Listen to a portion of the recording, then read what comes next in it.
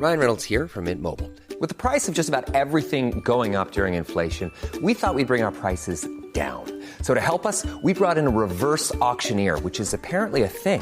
Mint Mobile Unlimited Premium Wireless. How to get 30, 30, bit to get 30, bit to get 20, 20, 20, bit to get 20, 20, bit to get 15, 15, 15, 15, just $15 a month?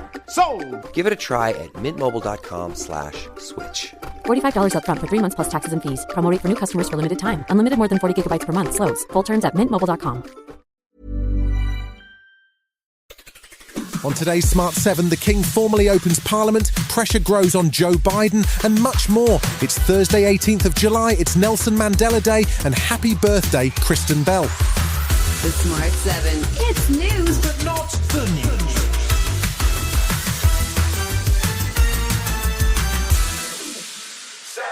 King Charles and Queen Camilla travelled to Westminster on Wednesday to formally open Parliament for the first session of the new Labour government. Apart from all the pomp and ceremony, the speech laid out a huge number of proposed bills, 40 in total, which aim primarily to drive economic growth. It was clear that the tone and approach from Labour will be different, with a focus on tackling the ongoing inflation-driven economic crisis. My government will seek a new partnership with both business and working people and help the country move on from the recent cost of living challenges. Proposed bills included the nationalisation of railways, an employment rights bill that will see an end to zero-hour contracts, and a bill to set up Great British Energy. There was also a focus on planning reform and home building, and a new duty to consult the Office of Budgetary Responsibility before making major tax changes, which sparked a complaint from Liz Truss. Interestingly, the new government has adopted one of Rishi's proposed bills, namely the smoking ban, although there were definitely some elements of the agenda that would never have been heard from a Tory government. My government will seek to reset the relationship with European partners and work to improve the United Kingdom's trade and investment relationship with the European Union.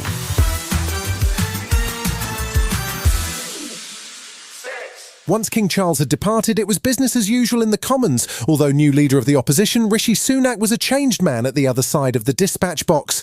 He seemed visibly relieved to no longer be Prime Minister and even had words of advice for the new Labour arrivals. You might end up being called to the highest office, and before you know it, you have a bright future behind you, and you are left wondering whether you can credibly be an elder statesman at the age of 44. One of the items not in the King's speech was the controversial two-child benefit cap, with PM Starmer instead proposing a new cross-party task force on child poverty to review the issue. Stephen Flynn of the SNP was unimpressed. I'm dismayed by this position from the Labour Party that they want this to happen, but they're not going to do it. They're in government now, and they need to realise that the consequences of this inaction is going to be increased child poverty. Meanwhile, the newly enlarged Lib Dems under Sir Ed Davey were focused on the scheme to start building houses on the nation's green belts, with Munira Wilson criticising the plan on the Today Show. Liberal Democrats have said we shouldn't be building on our green belt. We think you need to start with brownfield sites. We could build 1.2 million homes on brownfield sites across the country.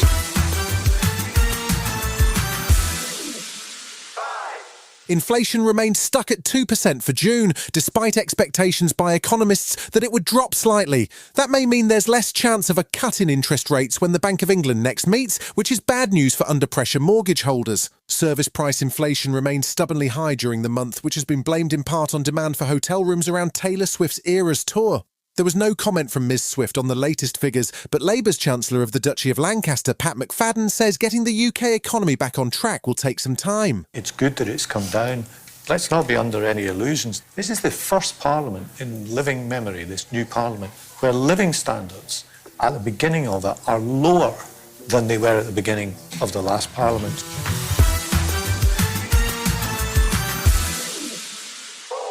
If Joe Biden thought his presidential nomination nightmare was over, he's going to have to think again.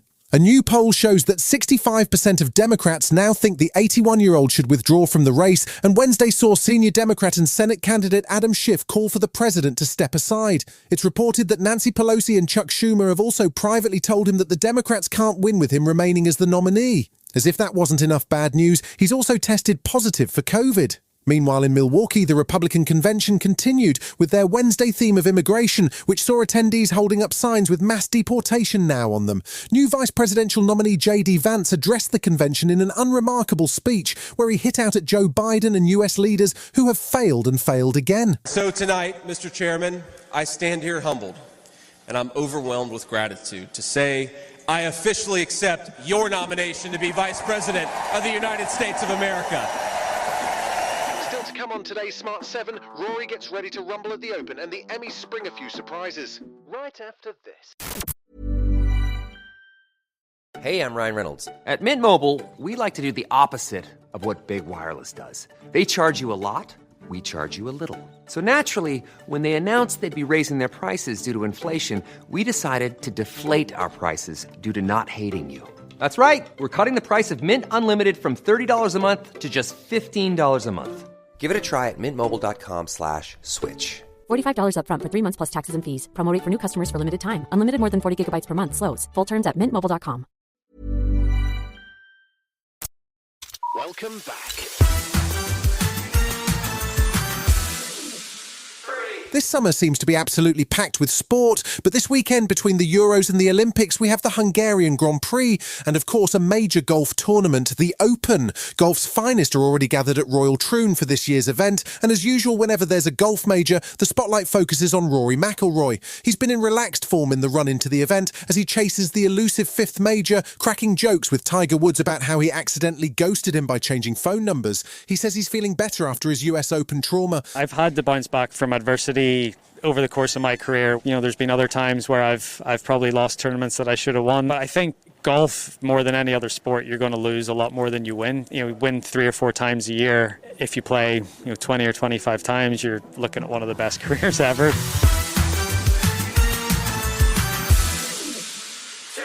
Wednesday evening saw the nominations for this year's Emmy Awards announced. Several shows cleaned up in terms of nominations, with Shogun picking up 25 nods while The Bear got 23, Only Murders in the Building got 21, and Baby Reindeer got 11. There was good news for Imelda Staunton, who was nominated for her role as the Queen in The Crown, along with Idris Elba, Gary Oldman and Dominic West in the lead male actor category. Matt Berry also picked up a nomination for What We Do in the Shadows.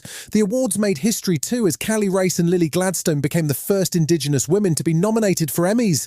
Kaylee, who used to be a professional boxer, starred in True Detective alongside fellow nominee Jodie Foster. I feel numb, grateful, surprised, but the only words that have been coming out of me and my husband's mouth has been, holy shit, this whole time. But I'm just proud. I'm proud of my family and I'm proud of myself, but just to be in this moment in time.